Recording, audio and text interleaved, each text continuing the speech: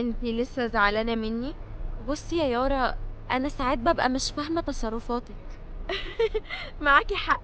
ساعات ببقى غلسة، بس والله انتوا صحابي وبحبكم قوي. طب انا عارفة هصالحك ازاي. خلاص يا يارا، حصل خير.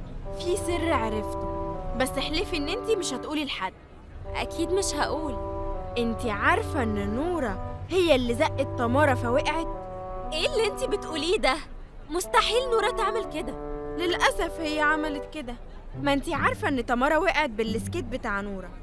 فعلا، ده نورة نفسها قالت لي كده. عشان كده هي قررت انها تصلح غلطها بالبوست اللي هي عملته.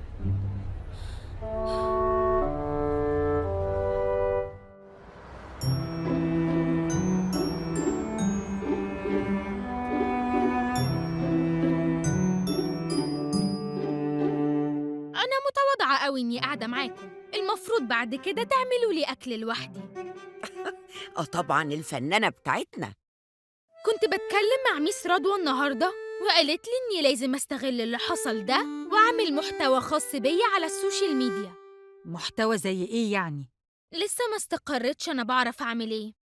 أنا مش موافق طبعًا، هو أنا كام مرة قلت لك تكلم أختك الكبيرة باحترام؟ أنا عايز أخت عادية مش عايز أخت بلوجر. أنا مش هبقى بلوجر، أنا بس هبقى بفيد الناس. أيوة يا حبيبتي، بس إيه هي الطريقة اللي تفيدي بيها الناس؟ مش عارفة يا بابا، بس هفكر وهلاقي أكيد. أنتِ ما بتعرفيش تعملي حاجة وتكملي فيها للآخر.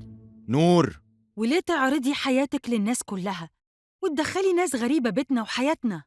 أنا مش هعمل الحاجات دي يا ماما. أنا بقالي كتير باعمل تيك توك، لو قطعتي عليا هقفلك صفحاتك كلها. نور، لو اتكلمت تاني بالأسلوب ده أنا هسحب التليفون منك. فكري كويس يا نورة وشاركينا وإحنا معاكي.